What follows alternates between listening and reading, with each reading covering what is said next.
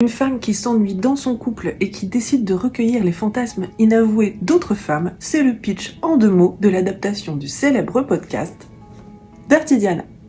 Vous ne connaissez peut-être pas, et pourtant, Dirty Diana, c'est le podcast d'Apple le plus écouté cette année, et pour une raison assez simple, ces portraits de femmes qui se succèdent sont tout simplement torrides, et en plus, le personnage principal, Diana, est incarné par Demi Moore.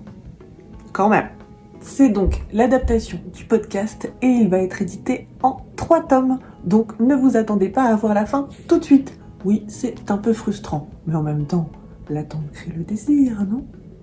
Pourquoi ça marche ? Parce que c'est une histoire qui parle à beaucoup de femmes, en tout cas beaucoup de femmes qui sont en couple depuis longtemps, qui aiment beaucoup leur chéri, mais qui s'ennuient sexuellement.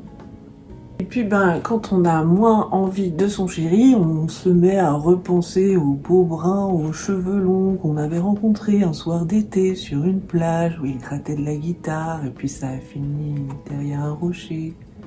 Diana, elle repense à Jasper, un photographe super sexy qui lui a laissé autant de bons souvenirs que de regrets.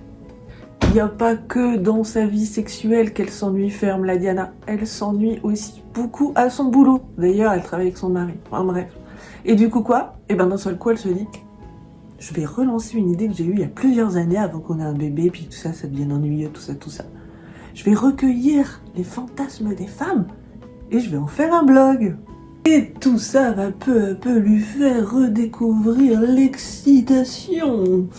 Sauf que son mari, lui, il en a eu marre de se prendre des douches d'eau froide. Donc, il s'est carapaté entre-temps. Diana et Oliver vont-ils réussir à recoller les morceaux ? C'est ce que je vous laisse découvrir dans Dirty Diana. Et vous remarquerez quand même que pour une fois, il n'y a pas de BDSM dans l'histoire. D'ailleurs, le sexe n'est pas le thème central de ce bouquin. Le thème central de ce bouquin, c'est une histoire de couple et une histoire de comment on fait revivre la flamme. Et moi, c'est ça que j'ai adoré dans Dirty Diana. C'est qu'on peut faire un livre qui est très chaud sans pour autant que ce soit le thème central du bouquin. Comme si on avait enfin compris que l'érotisme ne réduisait pas un livre et qu'il pouvait l'augmenter. Putain, c'est trop profond ce que j'ai dit. Non ? Je vous laisse sur cet onanisme intellectuel et je vous souhaite une très bonne lecture et une très bonne écoute si vous décidez d'écouter ce super podcast. À très vite.